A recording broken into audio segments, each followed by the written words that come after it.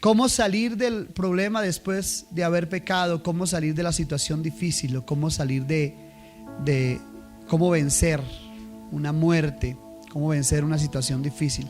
Amén. Y en la predicación anterior, para aquellos que no pudieron venir, hablamos del pecado que había cometido David cuando llamó a Betsabé porque la vio desnuda bañándose, y el rey David la miró y la llamó y le dijeron que esta era una mujer casada, y sin embargo él se llegó a ella y viendo que ella había quedado embarazada, mandó llamar a Urías, el esposo de ella, y lo mató. Amén, lo mandó matar. No lo mató él directamente, pero lo mandó matar. Amén. Y hablamos en la prédica anterior precisamente de que Dios no intenta camuflar el pecado de David. Dios no intenta esconder el error que cometió David. Amén. Y la razón por la cual Dios no quiere esconder algo, es porque, hermanos, nosotros podemos aprender de eso. Amén. Y las conclusiones que quedaron de la predicación anterior fueron las siguientes: Dios perdona nuestros pecados si en verdad nos arrepentimos. Dios perdona lo que hemos hecho si en verdad tenemos un corazón sincero y venimos a la casa de Dios y pedimos perdón. Amén. O donde estemos pedimos perdón. Otra conclusión que quedó fue que podemos ocultar el pecado a todas las personas que podamos, pero a Dios no lo podemos engañar. Por más que nosotros queramos engañar a Dios nunca lo podremos engañar. Amén. Y Él siempre se va a enterar de lo que nosotros hacemos. Amén. Y la tercera conclusión que llegamos es que aunque Dios perdona nuestros pecados, escucha esto, hermano, aunque Dios perdona nuestros pecados, todo pecado tiene una consecuencia. Todo pecado tiene una consecuencia. Y voy a tocar para ahondar este punto, un hombre que tenía un hogar hermoso, un hogar muy bonito, un hogar estable, y sin embargo un día le fue infiel a su esposa. Teniendo un hogar bonito, con unos bonitos hijos, le fue infiel a su esposa. Y con el paso del tiempo, su esposa comenzó a debilitarse y su esposa comenzó a sentirse mal. Así que debieron ir al hospital. Después de que le engañó, él siguió con su esposa como si nada hubiese pasado. Así que debieron ir al hospital porque con el paso de los meses del tiempo, su esposa se comenzó a debilitar y a sentirse cada vez más débil. Y se fueron al médico. Y el médico le dice: tengo que hacer unos exámenes más profundos porque esto está raro, la situación está rara. Y entonces, después de verificar los exámenes, aquella mujer tenía SIDA. Y cuando le pregunta: ¿usted estuvo con alguien? Y ella ha dicho: con el único que yo he estado es con mi esposo. El esposo, bravo, porque no entendía las cosas, pensó que su esposa era la que le había sido infiel. Pero cuando empezaron a atar cabos, la infidelidad, lo que había producido esa enfermedad en la esposa y en él, había sido la infidelidad que había tenido. Así que aunque él se arrepintió y arregló su hogar, hubo una consecuencia de ese pecado. Hermanos, aunque nosotros pidamos perdón a Dios, Dios nos perdona y estamos limpios de ese pecado. Sin embargo, las consecuencias muchas veces vienen. Amén. Entonces terminábamos con la conclusión de que el Señor perdona nuestros pecados y nosotros nos arrepentimos, pero que todo pecado tiene una consecuencia. Y hoy quiero continuar con esta predicación. ¿Cómo salir de una situación difícil o de una pérdida? Segunda de Samuel capítulo 12. Si usted tiene su Biblia, venimos a estudiar la palabra de Dios, venimos a buscar a Dios. Vienes a esta casa, tienes que saber que en esta casa se honra y se alaba y se le da prioridad centrar a la palabra de Dios. Segunda de Samuel capítulo 12, por favor. Gloria al Señor. Como el tiempo es muy corto, voy a tratar de resumir lo que dice Samuel capítulo 12, los primeros versículos. Voy a tratar de resumir esto. Y dice la palabra de Dios, segunda de Samuel capítulo 12.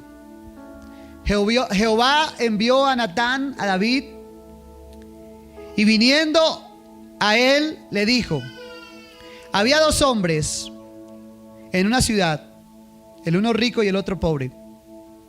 El rico tenía numerosas ovejas y vacas, pero el pobre no tenía nada más que una sola corderita, el que había comprado y criado, y que había crecido con él y con sus hijos, juntamente comiendo de su bocado y bebiendo de su vaso y durmiendo en su seno, y la tenía como a una hija.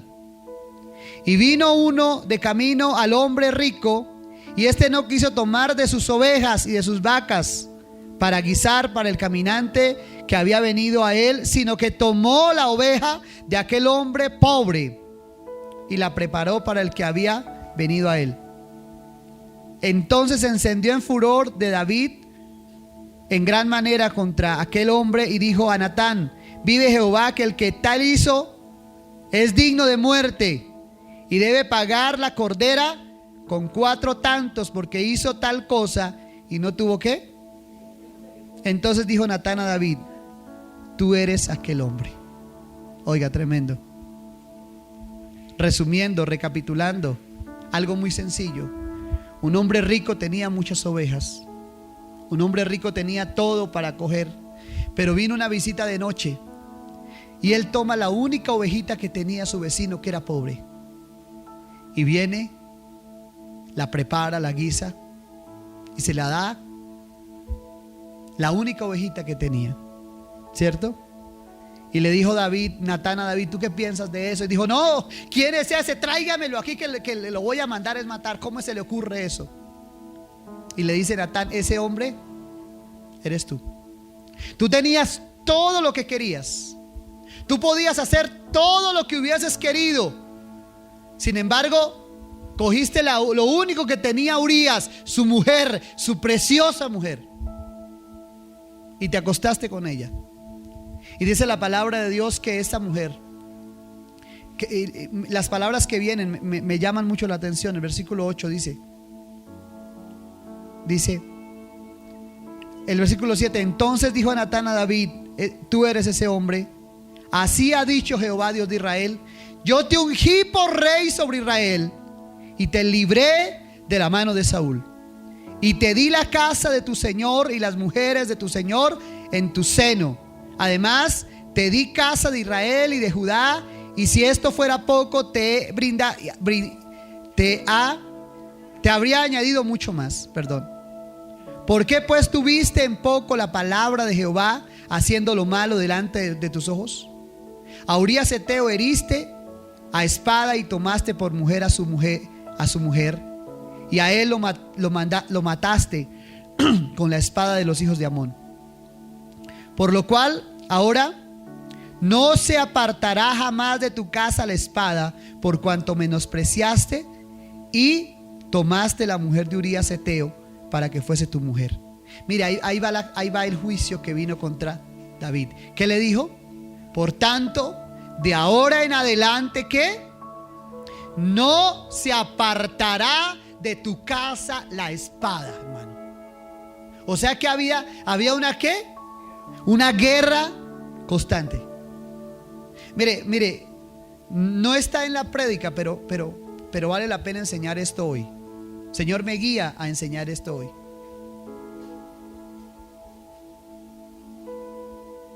Hay hogares que constantemente viven en pleito, pero constante. No puede pasar un día sin que vivan peleando. No puede pasar un día sin que haya pleito, sin que haya gritos, sin que se insulte el uno contra el otro, sin que se envidie, sin que... Hay familias que son así. Y eso viene producto de un pecado que cometieron. Y es más, un pecado que nunca se arrepintieron. Hay personas que nunca se han arrepentido de su pecado. Y el juicio de su pecado es lo que están viviendo constantemente. Y eso le dijo Dios a David: por tanto, tú pecaste porque no me tuviste en cuenta. Hay personas que no tienen en cuenta a Dios para nada. Cometen los errores porque nunca tuvieron en cuenta a Dios. Sin embargo, Dios le dice: la espada nunca se apartará de tu casa, porque no me tuviste en cuenta. Y dice la palabra de Dios en el versículo 10: por lo cual ahora no se apartará jamás de tu casa la espada, por cuanto me menospreciaste. Eso que había hecho era ¿qué? Menospreciar a Dios. Y tomaste la mujer de Urías Eteo para que fuese la mujer de tu prójimo. Hace unos días fue donde una familia, hermanos. Fui a un hogar hace unos días. Y el hombre comenzó a seguir a Dios. Y la esposa también comenzó a seguir a Dios. Pero con el paso de algunas oraciones, como que se apartaron. Y después fui a buscarlos nuevamente. Y me miraron con cara de que, ay, ¿qué viene a hacer aquí? Ay, qué fastidio. Y les voy a decir una cosa. Lo que estaban ellos haciendo era que menospreciando la palabra de Dios. Yo no iba a predicarme a mí mismo. Yo les iba a llevar una bendición. Les iba a llevar la palabra de Dios. Sin embargo, ellos la menospreciaron. En estos días pregunté por esa pareja. Y alguien me dijo: están vendiendo todo lo que tienen. Están en una pobreza tenaz. Han vendido el televisor, han vendido la nevera y están vendiendo todo lo que tienen. Y lo triste es que en este momento yo no puedo hacer nada por ellos, porque el proceso que ellos están viviendo, ellos se lo buscaron. ¿Sí me entiende o no? Uno, por ahí dice un dicho muy claro que dice: el que busca, y lo que tú buscas, eso vas a encontrar. Por eso hay otro dicho muy bonito que dice: no busque. Dígale conmigo: no busque. Hombre cristiano, mujer cristiana, no ande buscando lo que no se le ha perdido, hermano. No ande buscando lo que no quiere encontrar, hermano. Amén. Entonces dice la palabra de Dios, versículo 11: así ha dicho Jehová: he aquí yo haré levantar el mal sobre ti de tu misma casa, y tomaré tus mujeres delante de tus ojos, y las daré a tu prójimo, el cual yacerá con tus mujeres a la vista del sol. Más adelante su hijo, para cumplir esa profecía, su hijo toma las mujeres de David y se acuesta con ellas a la vista de todo el pueblo, porque se debía cumplir la palabra de Dios. Amén. No vamos a entrar en ese tema hoy. Voy a seguir, versículo 12: porque tú lo hiciste en secreto, mas yo haré esto delante de todo Israel y a pleno sol. Entonces David dijo a Natán: pequé contra Jehová. Y Natán dijo a David: también Jehová ha redimido tu pecado, no morirás. Amén. ¿Qué hizo Jehová? Ha remitido, o sea, Jehová ha perdonado tu pecado. Entonces voy a empezar a predicar a partir de ahí, ya conociendo el contexto de lo que ha sucedido. David había pecado. Amén. David había cometido un pecado, y dice la palabra de Dios: mas por cuanto con este asunto hiciste blasfemar a los enemigos de Jehová, el hijo que te ha nacido, ciertamente ¿qué? Morirá. Y Natán se volvió a su casa y Jehová hirió al niño que la mujer de Urías había dado a David y enfermó ¿qué? Gravemente. Entonces David rogó a Dios por el niño y ayunó David y entró y pasó la noche acostado ¿dónde? En tierra. Entonces voy para entender mejor el contexto de ese producto, de ese pecado, producto de esa violación prácticamente que David tuvo con Betsabé, nace un ¿qué? Un niño. Y Dios manda. Y algunos dicen, ¿y por qué el niño tuvo que sufrir las consecuencias? ¿Por qué el niño, por qué Dios hirió al niño? Si el culpable era ¿quién? No, lo que pasa es que Dios lo que hizo fue, como perdonó a David, fue tratar de organizar algunas cosas. Imagínate que el niño hubiese crecido. En esa época no existía la palabra bullying. Pero ¿cuánto le hubiesen hecho bullying diciendo, este es el hijo de quién? Del pecado. Este es el hijo. Y él hubiese crecido en un mundo mal. Lo que Dios hizo fue retirar al niño. O sea, lo que Dios hizo fue llevarse ¿qué? Al niño. Y lo llevó porque así fue su santa ¿qué? Voluntad. Amén. Entonces, mis amados hermanos, hoy vamos a ver 7 cosas, si es que alcanzamos a verlas, 7 cosas de cómo hacer para salir de una situación ¿qué? Difícil. Y lo primero que cuando David se enteró que el niño había caído enfermo, cuando David se enteró que el niño iba a morir, que el niño había caído enfermo, lo primero que hizo, dice la palabra de Dios, entonces David, 16, rogó a Dios por el niño y ¿qué? Y ayunó. Amén. O sea que debemos hacer todo lo posible por salir de ¿qué? De la situación. Amén. Debemos orar, debemos rogar, debemos colocar todo lo que esté a nuestro alcance para salir de la situación. Hace unos años atrás, tal vez unos 2 años atrás, una niña que nosotros queríamos mucho acá en la iglesia, ustedes saben, le dio una terrible enfermedad, un cáncer en la sangre, y nosotros la queríamos mucho, una niña de tan solo 16 años, nosotros la queríamos mucho, y toda la iglesia hizo lo que debía hacer. Entramos en ayuno, entramos en oración, entramos en clamor. Hizo lo que debía hacer. Mira, David sabía que este niño Dios se lo iba a llevar. Sin embargo, David, ¿qué hizo? Entró en ayuno y oración, hermano. Cuando usted está pasando por una dificultad, cuando se le haya muerto a alguien, cuando haya perdido a alguien, cuando le digan que le detectaron una terrible enfermedad, hermano, o cuando usted haya pecado y quiere que Dios lo perdone de ese pecado, haga todo lo posible por salir. Muchas personas, en lugar de hacer todo lo posible, dicen, bueno, si yo ya sé, entonces ¿para qué lloro? David lo sabía, sin embargo dice que entró en ayuno y oración, no comió nada y dormía en el piso. O sea, él dijo, tal vez Dios me perdone y salve a ese niño. A pesar de que Dios ya le había dicho que no, que la palabra de Dios había sido que no. Sin embargo, él entró en ayuno y entró en oración. Ahora, debemos hacer todo lo posible, pero conscientes de que la última palabra la tiene Dios. Amén.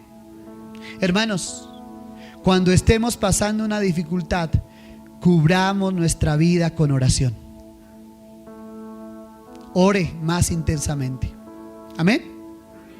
El segundo punto fue que cuando conoce el veredicto de Dios, cuando él conoce lo que Dios decretó, no solamente lo reconoce, sino que también lo acepta.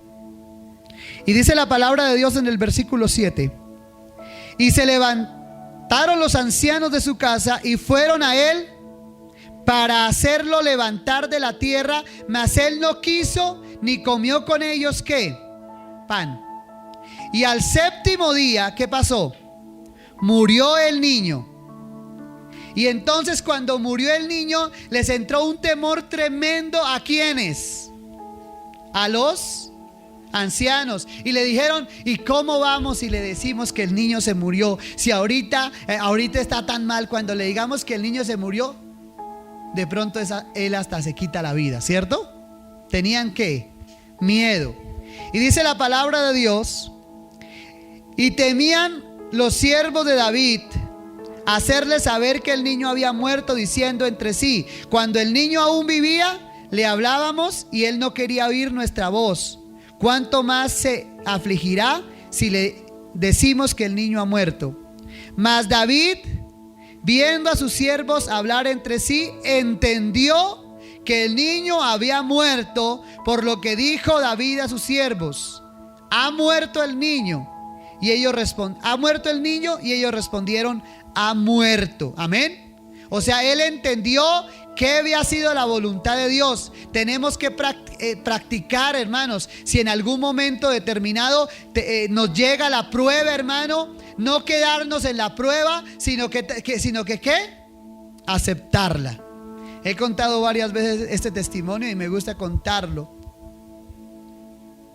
Estaban una parejita muy joven, anhelosa de tener hijos. Querían con todo su corazón, recién casados, tener un hijo. Y gracias a Dios la mujer quedó embarazada. Concibieron un hijo y estaba embarazada. Muy felices, la barriga iba creciendo y esta muchacha tenía 4 meses de embarazo. Pero ella le empieza un sangrado. Se van al hospital más cercano y en el hospital más cercano la dejan esperando en la parte de afuera. Le dicen ahorita, sabiendo que ella tenía una amenaza de aborto, espera aquí tantico, ya la llamamos. Ella dice: tengo muchas ganas de ir al baño. Se va al baño y en el baño bota a su hijo. En la taza del baño bota a su hijo. Y pierden su primer hijo que con tanto amor estaban esperando. Esa es mi esposa y ese soy yo. Es nuestro testimonio. Perdemos nuestro hijo que con tanto amor estábamos esperando. Y llamamos, avisamos, todos desconsolados porque era una gran alegría el niño que iban a nacer.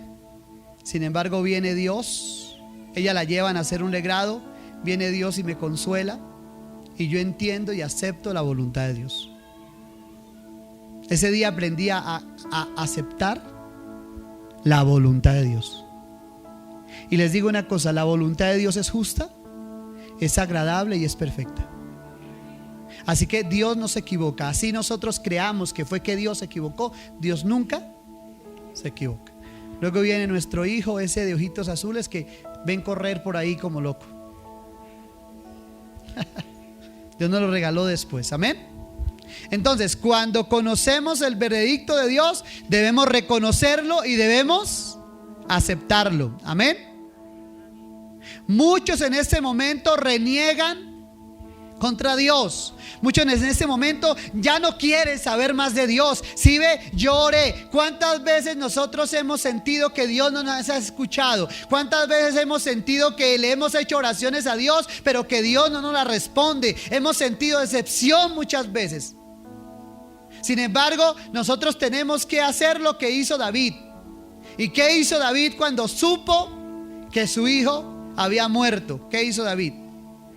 Aceptó. Y dice la palabra de Dios en el versículo 19: mas David, viendo a sus siervos hablar entre sí, entendió que el niño había muerto, por lo que dijo David a sus siervos: ¿ha muerto el niño? Y ellos respondieron: ha muerto. En el versículo 20, entonces David se levantó de la tierra y se lavó y se ungió y cambió sus ropas y entró a la casa de Jehová y adoró, hermanos. ¿Qué? Adoró. Y es lo que debemos hacer, hermanos. Así usted esté bravo con Dios, venga a la casa de Dios y ¿qué? Adórelo. Venga a la casa de Dios y ¿qué? Nosotros cuando comenzamos hoy comenzábamos con una adoración, hermano. Venga a la casa del Señor y adórelo. Pero es que estoy bravo con Dios. Tiene dos cosas que hacer, hermano: ponerse bravo y volverse a contentar otra vez. Porque como decía Pedro, ¿a dónde iremos, Señor? Si solo tú tienes ¿qué? Palabras de vida eterna. Y debemos aprender, hermanos, a través de la palabra, que tenemos que reconciliarnos con Dios. Amén. Antes de que el día pase. Amén. Ahora, el punto número 3. David determina que la vida debe ¿qué? Continuar. La vida debe continuar. Hay personas que tienen un problema, que tienen una dificultad y se quedaron llorando, hermano. No, sí debemos llorar nuestros muertos, pero no debemos morirnos con ellos. Sí debemos llorar nuestros muertos, aprenda eso, pero no debemos morirnos con ellos. Hay problemas, hay personas que tienen una situación difícil y se ahogan en esa situación. Tal vez yo estaría llorando, mi hijo murió, entonces voy a llorar y no voy a salir de esa depresión tan tremenda. Y hay personas que se hunden. Allá en Japón hace unos años escuchaba la historia que un hombre lo encontraron muerto al pie del cuerpo de su esposa. Y cuando analizaron, hicieron los exámenes y analizaron, ese hombre desde que la esposa murió se había acostado ahí al pie de ella y no se levantó. Se murió con ella. Imagínense. Y hay personas que se les murió un familiar, que algo les pasó y se murieron con ellos. Amén. Entonces, ¿qué hizo? Nosotros tenemos, cuando estemos pasando por una situación difícil, si usted está pasando por una situación difícil, tiene que saber que la vida tiene que ¿qué? Continuar, y que la vida continúa y que nosotros tenemos nuestra confianza en Dios, hermano. Y hay algo tremendo, hermano. David se levantó, se cambió, se arregló, amén, y salió a la vida. David era el rey. David no podía quedarse llorando a su hijo. Dijo: yo ya hice lo que debía hacer. ¿La voluntad de Dios fue esa? Eso está en aceptar ¿qué? La voluntad de Dios. Cuando tú aceptas la voluntad de Dios, cuando tú realmente aceptas la voluntad de Dios, tú no te quedas llorando por eso, sino que te levantas y sigues ¿qué? Adelante. Amén. Y el punto número 4, el punto número 4 dice: poner sus ojos en lo eterno. Y dice la palabra de Dios en el versículo 21, dice: y le dijeron sus siervos: ¿qué es esto que has hecho? ¿Por qué el niño, viviendo aún, ayunabas y llorabas, y muerto él, te levantas y comiste pan? Y él respondió: viviendo aún el niño, yo ayunaba y lloraba, diciendo: ¿quién sabe si Dios tenga compasión de mí y vivirá el niño? Mas ahora que él ha muerto, ¿para qué he de ayunar? ¿Podré yo hacerle volver? Yo voy a él, mas él ¿qué? No volverá a mí. Mire, el que tiene su mirada puesta en lo eterno, hermano, sabe que un día mi hijo murió, pero un día yo me voy a encontrar con él. Porque hay personas que dicen: mi hijo murió, pero entonces yo me voy a ir a llorarlo al cementerio todos los días. No, es que su hijo ya no está ahí. Usted ha perdido a alguien. Deje de llorar por esa situación. Levante y comience, hermano, una nueva vida. No se pudo. Hay personas que tuvieron fracaso en su matrimonio y lucharon para salvar su matrimonio, pero no pudieron. Y lucharon de una manera y de otra, y ayunaron y clamaron, pero no se pudo. Hermano, siga su vida. Continúe su vida. La vida debe continuar. El Señor le da un día más para que usted Viva un día más. Siga adelante. No, que es que yo tengo este problema, hermano. Pues póngale el frente a los problemas. Mi esposa estudia en la universidad y a veces tiene tanto trabajo, pero tanto trabajo. Además tiene otro trabajo más. Es profesora también de un colegio. Y además me acompaña aquí en la iglesia. Y además tenemos la papelería. Y a veces está tan estresada de trabajo. Dices que tengo que hacer esto y tengo que hacer esto. Yo la tomo del hombro y le digo, ponte atención que en 3 días tú estarás diciendo, ay, gracias a Dios ya salí de eso. Y ya. Y no me amargo. Hermano, debemos aprender a no amargarnos. Porque hay gente que tiene problemas y se amarga. Y no solo se amarga ella o él, sino que amarga hasta al perro y al gato. Amarga a todo mundo. Tiene un problema y todo el mundo tiene que sentir las consecuencias de ese problema que usted tiene. ¿Cierto? No, hermanos. Si quiere, enciérrese en su cuarto, grite, llore y patalee y después salga. Ay. Ya. Aprenda también, mis amados hermanos, no estaba acá en el punto, pero a no inmiscuir a todo mundo y en problemar a todo mundo, hermano. Hay gente que a mí no me gusta encontrarla porque siempre anda con una cara, hermano, yo siempre les digo, como si los hubieran bautizado con limón, hermano. Y uno se encuentra con ellos y va muy feliz como es el pastor. Yo soy muy contento. Ustedes me van a ver a mí siempre contento. ¡Ah!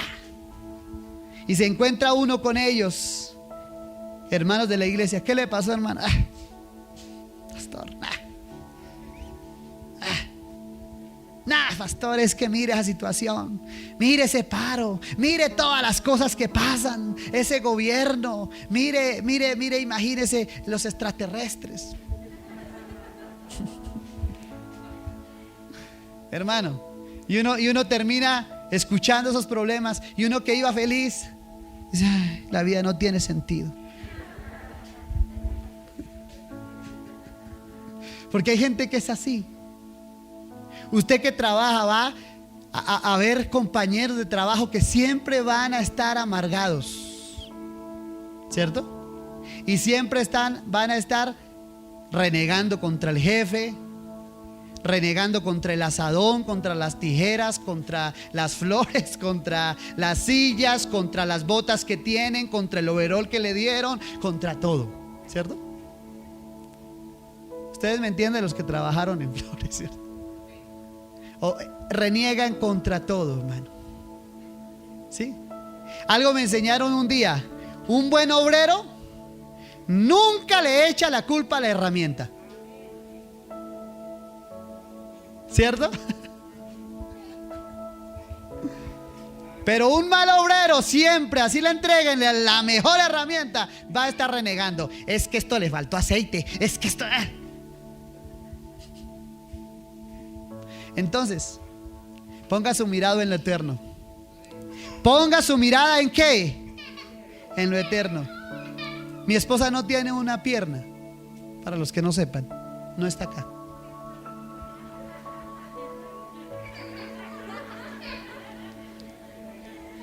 Y yo le digo a mi esposa,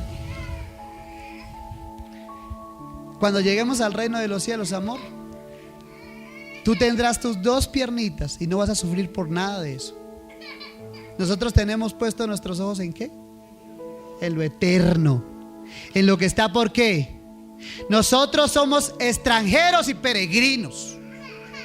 No somos de esta tierra, hermano. Nuestra ciudadanía está en el reino y para allá vamos, hermano. Y hoy cantábamos, no hay tristeza ni dolor, porque entonces Jesús, el Rey del cielo, para siempre será el consolador. Y les digo una cosa, amados hermanos, ha sido una bendición, y es una bendición cuando nosotros, a pesar de los problemas que tenemos, ponemos nuestra mirada ¿dónde? En lo eterno. Amén. Entonces, una persona que tiene su mirada en lo eterno puede vivir mejor su vida. El punto número 5, debemos actuar. No podemos echarnos ¿a qué? A morir.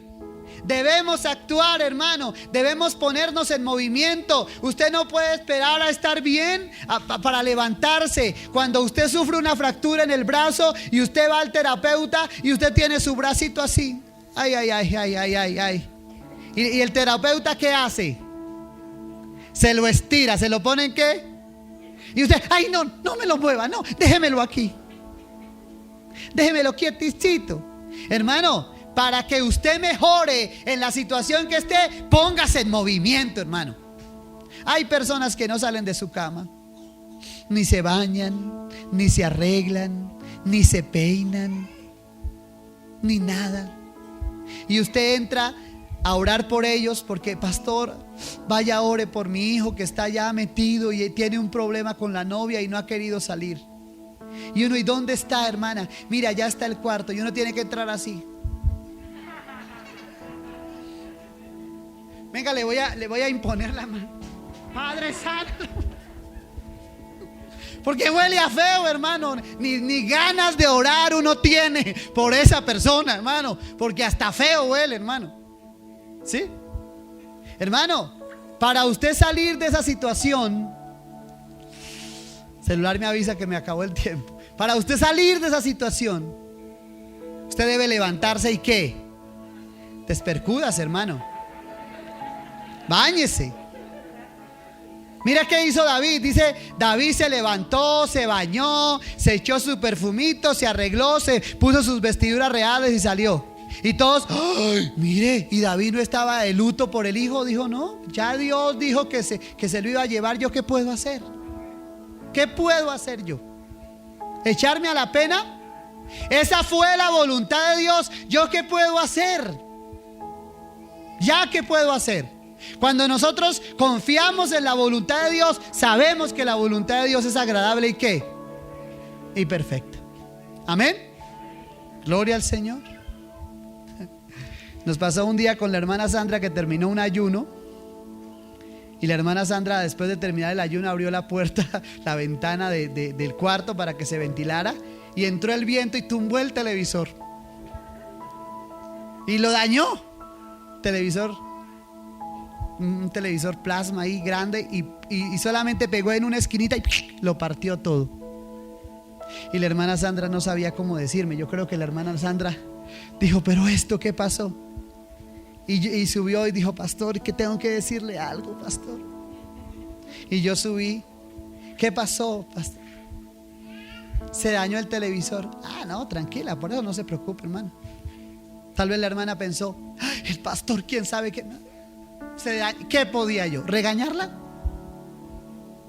No. El niño pasa sin querer queriendo con el codo, rompe un pocillo. ¡Pra! Se rompió. Chino, es que lo voy a acabar aquí. Ahora, hay un pocillo roto y 4 moretones en cada pierna. Y el pocillo valía 2,000 pesos. ¿Cuánto valen los moretones?